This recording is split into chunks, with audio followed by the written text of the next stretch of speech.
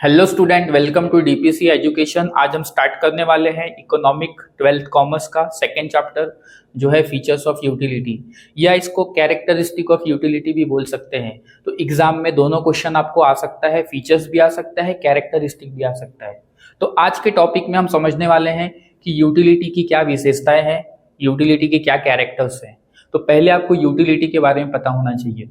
तो यूटिलिटी का एक डेफिनेशन है, utility is the capacity of commodity to satisfy human want. Utility क्या है? कैपेसिटी है कमोडिटी का जो किसी ह्यूमन की वांट को सेटिस्फाई करता है। फॉर एग्जाम्पल, कोई सामान है, उस सामान को आप यूज करोगे तो यूज करने के बाद आपको जो अंदर से अच्छा महसूस होगा, मतलब आपको यूटिलिटी मिल गया। आपको बहुत गर्मी लग रही है, फैन ऑन किया, फैन के नीचे बैठ गए, तो फैन की कैपेसिटी ने आपकी गर्मी को दूर कर दिया, मतलब आपको यूटिलिटी मिल गया। आपको बहुत प्यास लगी है, एक गिलास पानी पी लिया, तो एक गिलास पानी पीने के बाद आपको जो अंदर से अच्छा महसूस होगा उसको बोलेंगे आपको यूटिलिटी मिल गया है। मतलब क्या? यूटिलिटी क्या होता है? किसी सामान को खाने पीने और यूज करने के बाद जो मिलने वाला आपको सेटिस्फैक्शन होता है, जो अंदर से एक अच्छा फील होता है आपको, उसको यूटिलिटी बोलते हैं।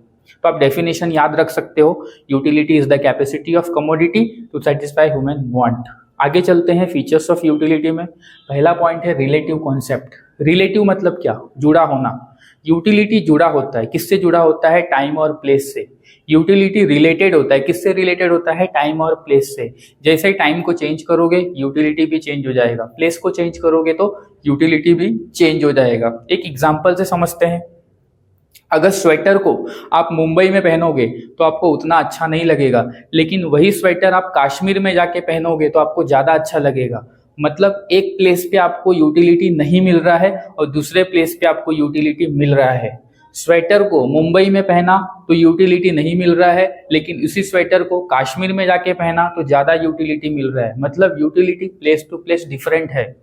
दूसरा टाइम का एग्जाम्पल ले सकते हैं कि अगर अम्ब्रेला है, अम्ब्रेला को आप किसी दूसरे सीजन में यूज करोगे तो उतना यूटिलिटी नहीं मिलेगा, लेकिन अम्ब्रेला को अगर बारिश के सीजन में यूज करोगे तो आपको ज्यादा यूटिलिटी मिलेगा। मतलब एक टाइम पे अम्ब्रेला कम यूटिलिटी दे रहा है और दूसरे टाइम पे उसी अम्ब्रेला से हमको ज्यादा यूटिलिटी मिल रहा है। मतलब utilities differ from time to time and utility differ from place to place. आगे चलते हैं सब्जेक्टिव कॉन्सेप्ट। सब्जेक्टिव कॉन्सेप्ट के अंदर आपको पर्सन के बारे में बताना है कि utility person to person different होता है। हर इंसान को यूटिलिटी अलग अलग मिलता है। एक छोटा सा एग्जांपल लेते हैं। मान लो मेरे सामने दो लोग बैठे हुए हैं, दोनों को मैंने चाय पीने के लिए दिया। एक को चाय पसंद है, दूसरे को चाय पसंद नहीं है, तो इससे क्या होगा? एक को तो चाय पीने के बाद यूटिलिटी मिलेगा, लेकिन दूसरे को चाय पीने के बाद यूटिलिटी नहीं मिलेगा। तो क्या हुआ? एक पर्सन को यूटिलिटी मिला, दूसरे पर्सन को यूटिलिटी नहीं मिला। इसका कारण क्या है? क्योंकि दोनों पर्सन का टेस्ट अलग है, प्रेफरेंस अलग है, लाइकिंग अलग है, डिसलाइकिंग अलग है, इसीलिए हर पर्सन को यूटिलिटी भी अलग अलग मिलता है। आगे चलते हैं। Ethically neutral concept. Utility ethically neutral होता है। आप बोलोगे इथिकली न्यूट्रल मतलब क्या? न्यूट्रल मालूम है आपको? जैसे एक बाइक है तो बाइक में गियर होते हैं और एक न्यूट्रल गियर होता है उसके अंदर। न्यूट्रल में अगर आप गाड़ी को कर दोगे ना तो गाड़ी पूरा फ्री हो जाता है, आप उसको धक्का मार के आगे लेके जा सकते हो, पीछे भी ला सकते हो, लेकिन जब तक वो गाड़ी गियर में रहेगी तो वो आगे पीछे नहीं जा सकती है। तो न्यूट्रल एक ऐसा पोजीशन होता है जहां पे पूरी तरीके से आप फ्री हो जाते हो। वैसे यूटिलिटी भी है।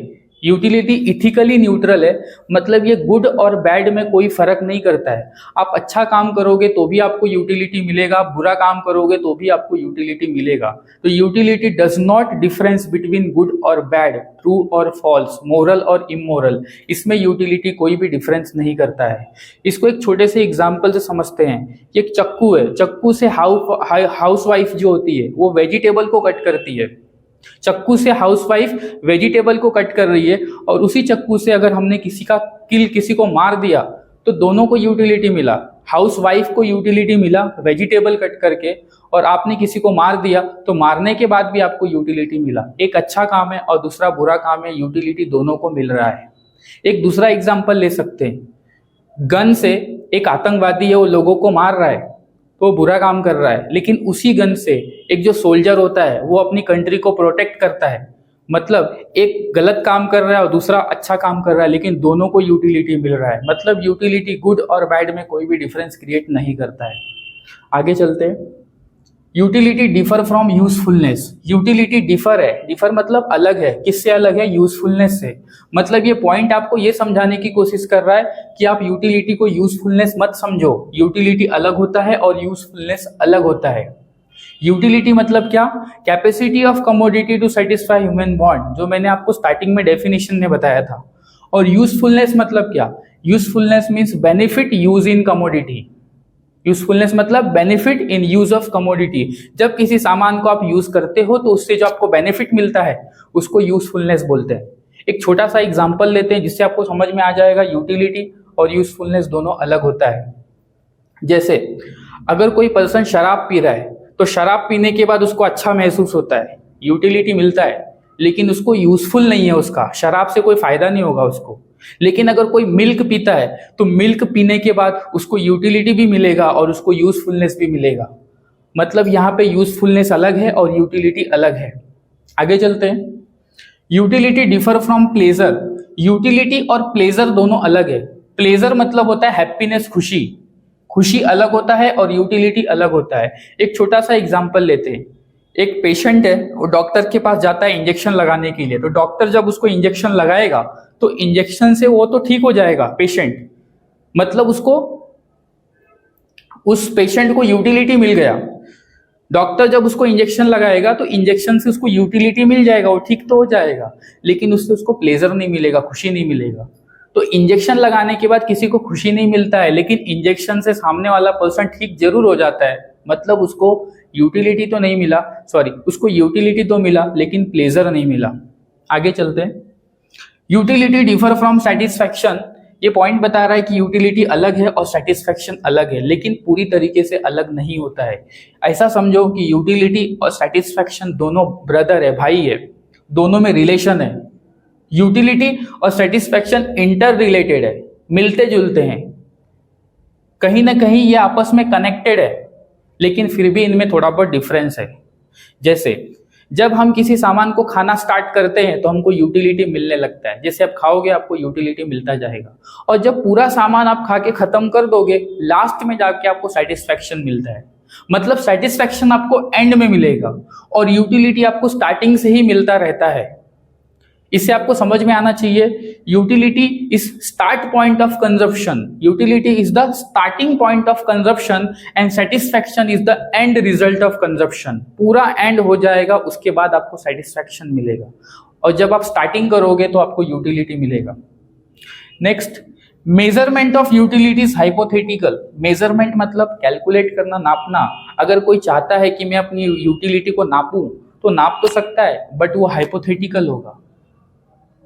हाइपोथेटिकल मतलब इमेजिनरी। आप अपनी यूटिलिटी को नाप नहीं सकते हो, अगर नापना चाहोगे तो आप एक इमेजिन कर रहे हो, वो रियल में आप उसको नाप नहीं सकते। जैसे आपको बहुत भूख लगा है, आपने एक समोसा खाया, तो एक समोसा खाने के बाद आपको कितने पॉइंट का यूटिलिटी मिला आप उसको नंबर में नहीं बता सकते हो, लेकिन अगर कोई बताना चाहे तो कर सकता है, वो उसकी मर्जी है, लेकिन वो इमेजिनरी रहेगा।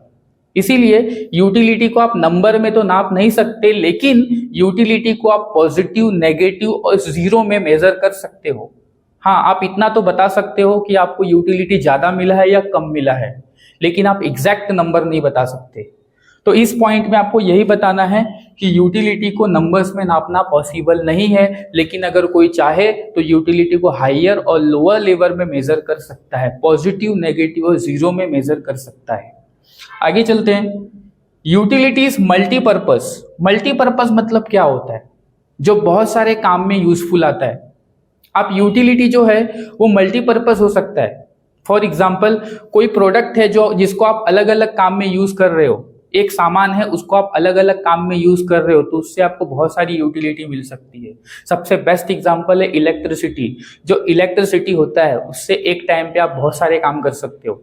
मैं मोबाइल चार्ज कर रहा हूं, मतलब मुझे यूटिलिटी मिल रहा है। उसी टाइम पे मेरा भाई टीवी देख रहा है, मतलब उसको भी यूटिलिटी मिल रहा है। तो एक ही टाइम पे बहुत सारे लोगों को यूटिलिटी मिल सकता है किसी प्रोडक्ट से, इसीलिए उसको मल्टीपर्पज बोलते हैं।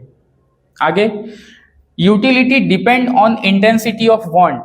यूटिलिटी डिपेंड करता है, किसके ऊपर डिपेंड करता है? इंटेंसिटी ऑफ वांट के ऊपर। इंटेंसिटी मतलब अर्जेंसी, आपको कितनी ज्यादा अर्जेंट है उसके ऊपर डिपेंड करेगा यूटिलिटी।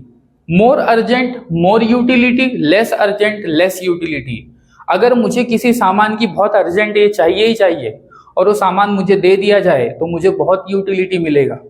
किसी को बहुत प्यास लगी है, बहुत प्यास लगी है, उसको एक गिलास पानी पिला दो तो उसको बहुत यूटिलिटी मिलेगा।